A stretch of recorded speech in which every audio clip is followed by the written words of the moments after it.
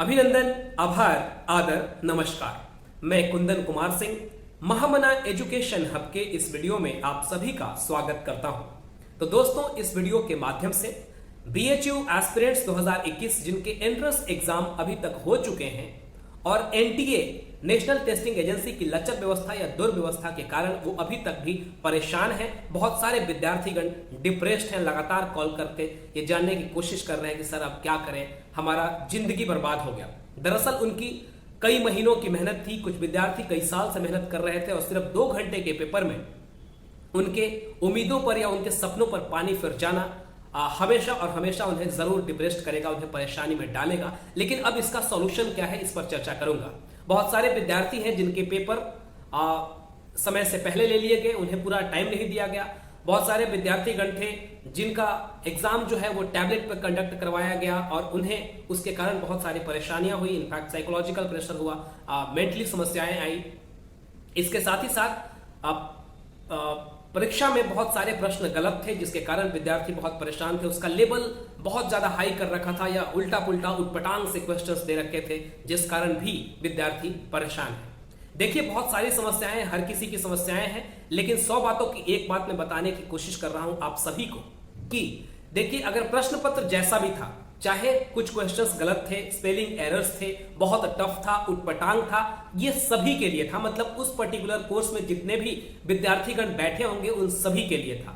तो आपको इस चीज से अब उस पर सोचने का, विचारने का कोई मतलब नहीं बनता, बिकॉज जितना सोचेंगे उतने ज्यादा अपने आप को डिप्रेस्ड करेंगे, उतना ज्यादा दुखित होंगे। तो अब दुखित होने का कोई मतलब नहीं बनता, जो भी चीजें होनी थी वो हो गई। ऑलराइट, तो अब आगे देखिए। और वाकई प्रश्न पत्र का स्टैंडर्ड अगर बहुत ऊपर था, बहुत ज्यादा लेंथी क्वेश्चंस थे, टाइम मैनेजमेंट की समस्या थी, उटपटांग प्रश्न थे, तो सभी विद्यार्थियों ने उसी तरीके से अटेम्प्ट किया होगा जैसे कि आपने किया है। सभी के लिए वो मुश्किल भरा प्रश्न था, सभी को दिक्कतें आई होंगी, तो सबने उसी तरीके से अटेम्प्ट किया है। और अगर वाकई प्रश्न बहुत ही ज्यादा डिफिकल्ट रहा, वो चीजें हुई, तो सबके कम अटेम्प्ट के कारण उसका जो कट ऑफ है वो जरूर पिछले वर्षों की अपेक्षा बहुत कम जाएगा। अब देखिए, जितने भी सारे यूट्यूब चैनल्स हैं, एडुकेटर्स हैं जो बीएचयू एंट्रेंस एग्जाम संबंधित वीडियोस बनाते हैं, उन सब ने तकरीबन बहुत सारे वीडियोस ऐसे कंप्लेनिंग वाले डाले हैं। बहुत सारे लोगों ने, इंक्लूडिंग मी, बहुत सारे क्या कहते हैं कि बच्चों के शिकायत वाले वीडियोस अपलोड किए हैं।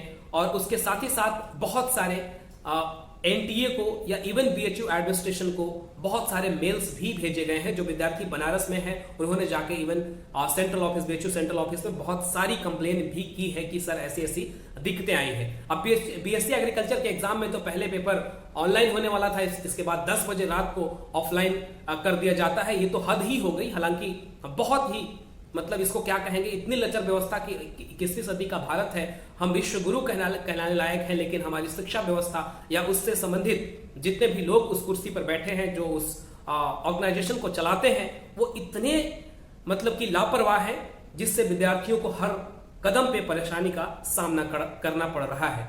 तो इतनी सारी चीजें हैं, बहुत सारी लचर व्यवस्थाएं हैं, लेकिन इसका समाधान देखिए, अपने तरफ से जितने भी एडुकेटर्स लोग हैं वो भरपूर कोशिश कर रहे हैं कि, लेकिन अब उनके ऊपर जो एडमिनिस्ट्रेशन में बैठे हुए लोग हैं, एनटीए में बैठे हुए लोग हैं, उन पे जरूर एक्शन होगा। इनफैक्ट अगली बार से तो वो जरूर सुधरेंगे। लेकिन अभी तक जो भी डिसीजन लेना होगा कि क्या परीक्षाएं रद्द करवाई जाएंगी या फिर से एंट्रेंस एग्जाम कंडक्ट करवाया जाएगा या कुछ और भी डिसीजन लिया जाएगा, ये मतलब 1-2 दिन का खेल नहीं है। इनफैक्ट प्रॉपर उनकी हाई लेवल मीटिंग होगी, बहुत सारी बातें होंगी, कमिटीज बनाई जाएंगी, तभी इस पे कुछ किया जा सकता है। तो अभी तक जितने भी विद्यार्थी अभी तक जो इन सब सारी चीजों को लेकर के परेशान है, वो एक ही काम कर सकते हैं कि आप अपने हिसाब से, आप अपने स्तर पर जरूर शिकायतों को फॉरवर्ड कीजिए। आजकल तो डिजिटल प्लेटफॉर्म है, हर हाथ में मोबाइल फोन है, और वो जरूर कर सकते हैं इस चीज को, चाहे वो ट्विटर हो, यूट्यूब हो, फेसबुक हो, ऑलराइट, व्हाट्सएप हो या इवन इंस्टाग्राम हो, बहुत सारे प्लेटफॉर्म्स हैं आपके पास। लेकिन उसके साथ ही साथ जो अब आगे चीजें आप करने वाले हैं, किसी दूसरे विश्वविद्यालय का एंट्रेंस एग्जाम देने वाले हैं, कोई और भी कॉम्पिटिटिव एग्जाम्स हैं आपके लिए, तो उस पर ज्यादा फोकस कीजिए। ऑलराइट, क्योंकि पीछे की चीजों को जो खराब रहा है पल आपका, उसको याद करने से आप ज्यादा से ज्यादा दुखित होंगे, जो आपके लिए कभी भी अच्छा नहीं है। ठीक है, आप अपने स्तर से कीजिए, हम लोग भरपूर कोशिश करते हैं उसे करवाने की। जो उनकी शिकायतें हैं उन्हें हम उन तक पहुंचाने की भरपूर कोशिश कर रहे हैं। लेकिन आप भी भरपूर सहयोग कीजिए इस काम में, लेकिन उसके साथ ही साथ उन पुराने पलों को भुलाने की कोशिश कीजिए। जो बीत गया सो बात गई, अब आगे देखिए, क्योंकि आगे जो आपका भविष्य है वो ज्यादा इंपॉर्टेंट है। जिस भी अगले एंट्रेंस एग्जाम में आपको शामिल होना है उस पर ज्यादा ध्यान देना है, ठीक है ना। तो पीछे की चीजों को मत सोचिए, जो हो गया से हो गया। Now it is up to the agency और एडमिनिस्ट्रेशन, जो भी वो डिसीजंस लेते हैं उन्हीं चीजों को हमें फॉलो करना होगा। Alright, thank you for watching the video and kindly share it to maximum of your extent. All the best, god bless you all, young ladies and gentleman, नमस्कार।